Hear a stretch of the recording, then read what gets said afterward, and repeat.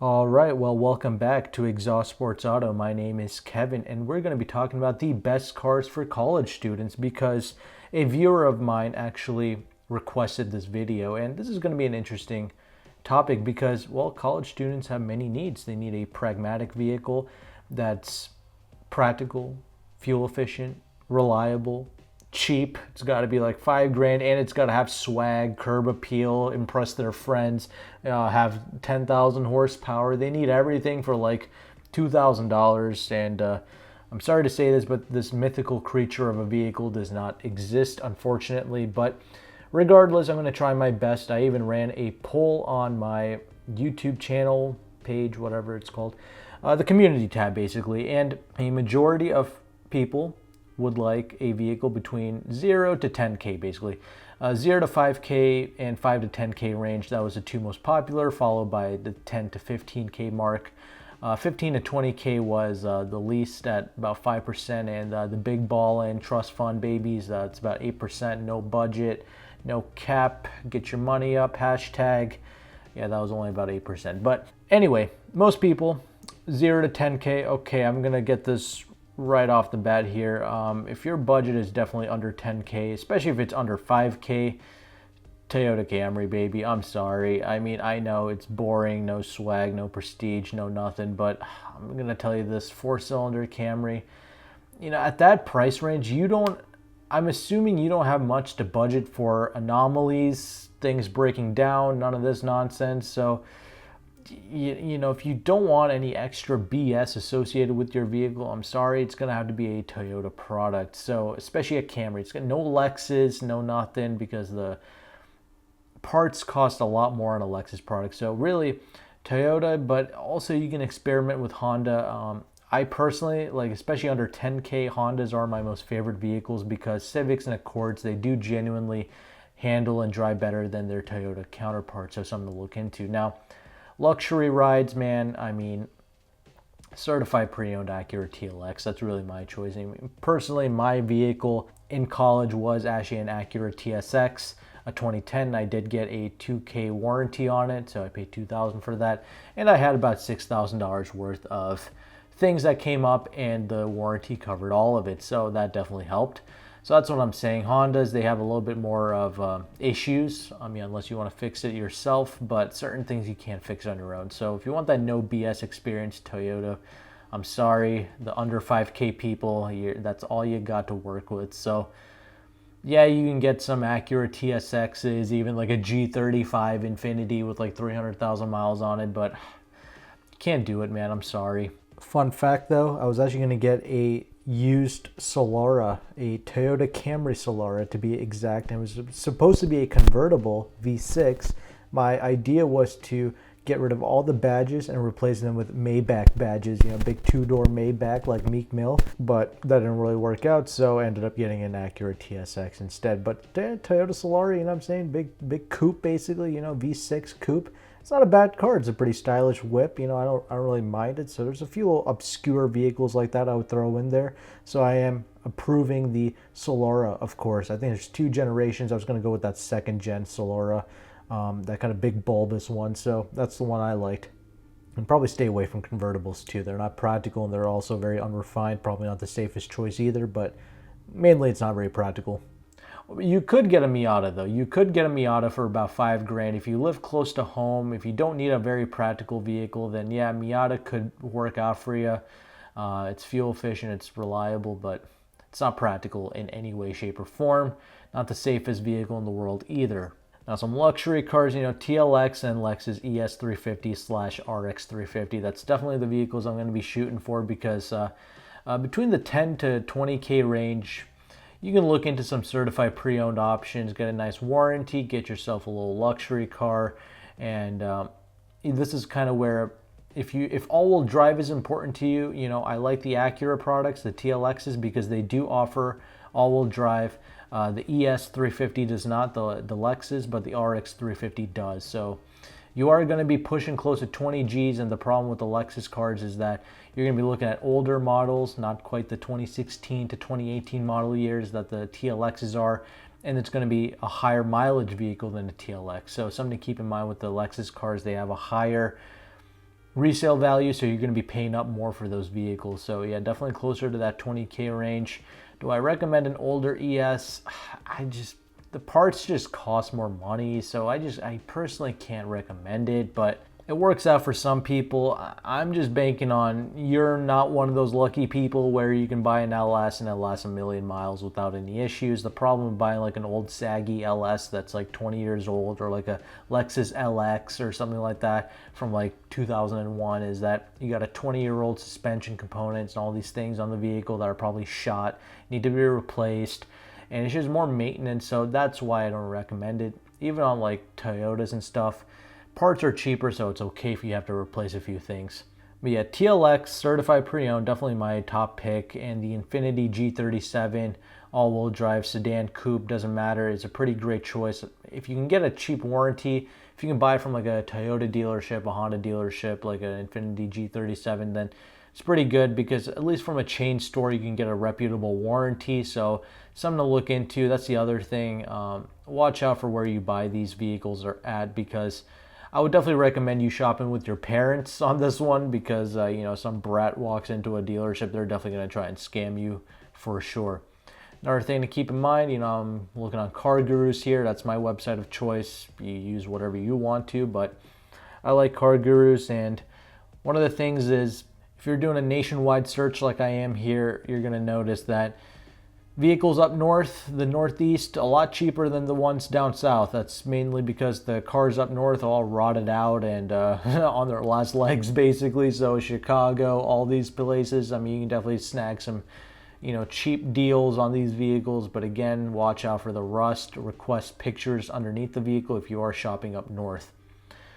Now, down south, like Florida, I've heard Florida dealerships are pretty keen on scamming people. So, you might get like a flood car or something, I don't know. But Florida also advertises pretty cheap prices. But again, watch out. They're known to scam, so I don't know. Anyway, southern vehicles, they are going to cost a little bit more money. Just keep that in mind. Also, the Carfax. So I sort in Car Gurus vehicles that don't have accidents, salvage title, all this crap. I don't like to deal with that, because that does affect the resale value of your vehicle. If you buy a salvage title, or if you buy a vehicle with an accident on it, that does drive down the price. So something to keep in mind. Now, just because you sort that out on Car Gurus doesn't mean that the vehicle doesn't have an accident on it, which is why I'm telling you to stay away from scumbag dealerships, because there can be accidents on a vehicle that's not reported on the Carfax. So keep that in mind. You don't want vehicles with frame damage and all this other nonsense. So buy from a reputable place. You might have to pay up a little bit, but I think it's going to be worth it down the road, especially when you have to sell the vehicle. Another thing, you might want to, look into a vehicle with some leather seats, because, if you're a frat boy or a frat girl, or what's the thing called for a girl? I think it's a sorority, something like that. You like to party it up. You like to, smash everything in the back seat, and you like to throw up everywhere and do all kinds of extracurricular things, then cloth seats and various fluids and vomit don't really mix well together. So you might want a vehicle with some leather seats. So something to keep in mind. So that's what I'm saying. TLX fake leather, it's pretty nice. Less than 20K, but you could find ones for close to 16K. But here's the other thing. You do have to pay up for warranties and tax and all this stuff, and that also drives up the price. So if you're a Craigslist warrior, I've never shopped on Craigslist for a car before, so I don't know. I just feel it's kind of suspect, I don't really trust buying a car off of Craigslist, but many people do it, and it works out for them, good for them. But me, I like to buy from a dealership. But your 5K cars, like I mentioned, it's going to be the cheap Toyotas, cheap Civics, things like that. Luxury cars, TSX, TLX, something like that. Again, with the warranty, same thing with the G37. Nice, powerful car, all-wheel drive, but tends to rot, I've heard. And yeah, parts cost more money. You could look into some CPO BMWs, 320s and 328i's also fall under the under 20K price, so you can get them certified pre-owned. The CPO BMW program is pretty decent, so if you want a little Beamer, you can do that. I'll probably choose that over the Audi. I definitely would not get a Mercedes. Definitely steer clear from that. Domestic cars, most of them are tin cans. But if you want yourself a little Mustang, a little Camaro, just keep in mind they're not very safe cars, and you most likely suck at driving because you're like a teenager. So You're probably going to wrap it around a tree. And let's be honest, you probably don't deserve a car of that type of horsepower anyway. But you could probably do a Mustang, though. That probably falls under the 15K budget for sure.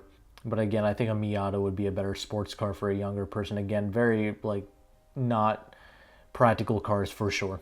But yeah, really, my list is short, honestly. I'm not really screwing around here. I mean, you know, the budget is tight. What you want is you want everything for 10 grand, and it's just not working out. I mean, I like Acura. I like the 4-cylinder in that thing. It's economical. It looks good. It's prestigious. You don't look juvenile pulling up in one.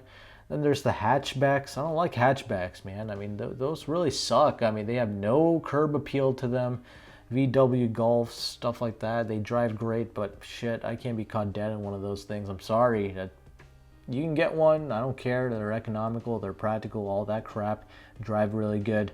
VW reliability is questionable, so definitely get a warranty with that. Another thing with these German cars buying BMWs, even if it fits in your price tag, even if you do get a warranty, those things tank in value, so they don't hold their value. Unlike the Japanese cars, when you sell them, you can get a little bit more of your money back. So my list is short. I'm sorry, it's not a very exciting one. I mean, I think most people kind of expected me to say this. The other thing is some SUVs maybe, but the CUV front-wheel drive SUVs, they don't have a lot of swag. You know, I was thinking about 4Runners, Sequoias, crap like that, but it's just like, I don't think most kids can afford the fuel on one of those things. You know, pickup trucks, F-150s, Tundras. I see where you're going with this, but again, I don't think they can afford the fuel on it, so that's another thing to keep in mind. It's another thing with the older luxury cars, you should definitely put premium fuel in those vehicles. I'll talk about sports sedans in a little bit here, but Jeep Wranglers, I don't recommend that at all because the stability at speed suck. I mean, kids can't drive to begin with, so something as wonky as a Wrangler is not going to work out. If I was a parent, I would definitely not put a child inside of a Wrangler. I would definitely steer clear from that. Like a newer RAV4 is okay, put some like all-terrain tires on it, but a new RAV4 is like 26 grand, that new body style, so not cheap. Like a new car, I would probably recommend like the Kia Hyundai stuff, but the Kia Forte and the Hyundai Elantra, I love these vehicles. They look amazing, especially the Forte does not look juvenile at all, but here's the problem. Kia Hyundai dealerships, they suck. That's why I can't really recommend Hyundai Genesis or Genesis products in general, because just the dealership experience, if you're a kid, they're just going to screw you over 100% of the time. So that's the thing. But I love the Hyundai Elantra. You can probably get good deals on leftover 2020 models. It's one of the most quietest, most comfortable compacts I've ever been in. Good features, standard Apple CarPlay, Android Auto, all that stuff. Sports sedans, you got the Lexus IS350. I would stay away from the IS250 since they have carbon buildup issues, since they're direct injected only. The second gen IS350 is what most kids are probably looking in at. And those cars are very cramped and they don't drive as great as you might think or how they look, because they look razor sharp, but they don't drive razor sharp. It also comes in all-wheel drive, but it's a very sloppy kind of car. It's mainly a comfy cruiser is what I noticed, similar to an ES, but with a rear-wheel drive dynamic to it. And yeah, very tight space, not a whole lot of rear leg room. I think the trunk is pretty tight too, and I think even the front is pretty tight as well, so something to keep in mind. GS350, I think it's going to fall out of most people's price range. It's going to be at least $16,000, $17,000 for a 2013 and up. I have not driven the previous gen before 2013 GSs. I think the G37 fits in most people's category as a sports sedan, so get a warranty with that. That's probably what I would recommend. Again, TLX is a good all-rounder, man. I really like that car. Good swag, but yeah, it's between these three vehicles, ES, RX, and the, four cars, I guess. G37 and the TLX. These are my four luxury vehicles. If you have any better ideas, leave them down below in the comment section. I'm sure there are all types of people who've owned obscure vehicles, Volvos in college, that have 750,000 miles that are perfect for them. Good for you, but I'm kind of referring to the normal people that don't have that great of luck. So that's kind of my list. Let me leave your thoughts below, and sorry if it's not as exciting as you thought it would be. I apologize, but this is the reality, and this is the reality I live in. So thank you again for watching. Take care, and goodbye.